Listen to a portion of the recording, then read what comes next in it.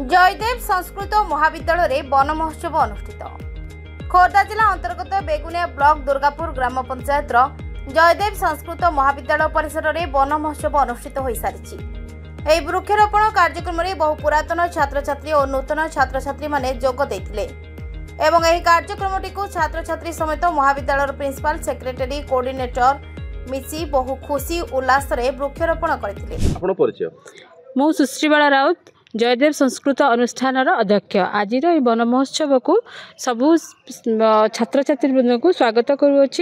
अधिक परिमाण में वृक्षारोपण करने उद्भिद जगत बिना प्राणी जगत संभव, प्राणी जगत बिना उद्भिद जगत संभव नुह। जदि प्राणी जगत विलुप्त हो जाए उद्भिद जगत बंचीजे, किंतु उद्भिद जगत न रहिले प्राणी जगत विलुप्त होइजिबे। तेणु यही मंत्रटी को आमे समस्ते धारण करी सबुआरे वृक्षारोपण करबा आमर ध्येय हेबा उचित। मु नमिता दास, ओआरसी काउंसिलर जयदेव संस्कृत महाविद्यालय। कौन कहबे वन महोत्सव विषय रे? वन महोत्सव विषय रे मु एति कहबी, समस्ते वृक्ष लगांतु जहा द्वारा कि समस्तଙ୍କର जीवन रक्षा हो पारिबो। अच्छा, वन महोत्सव रे काहे की पालन करा हुए, कोन तार उद्देश्य?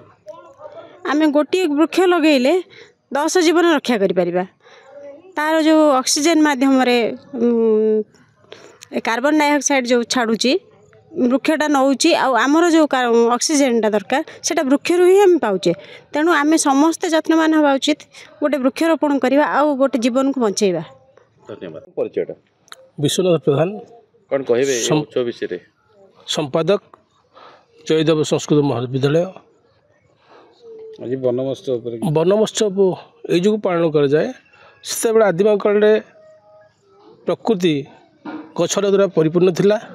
जिते मनीष अत्याधुनिक जाऊँगी से वृक्ष को काटुची, तार सब्सिट्यूट जो जिन पाइबा कथा नष्ट होची। तेणु वर्ल्ड वार्मिंग प्रॉब्लम देखा ताकू केमिति पुनर्वृत्ति करने ये सब जो परिवेश प्रकृति जो परिवर्तन होची से परिवेश पुनरुत्थान करने प्राय वन महोत्सव कार्यर मुख्य उद्देश्य मुझे कहूँ पूरा सांग।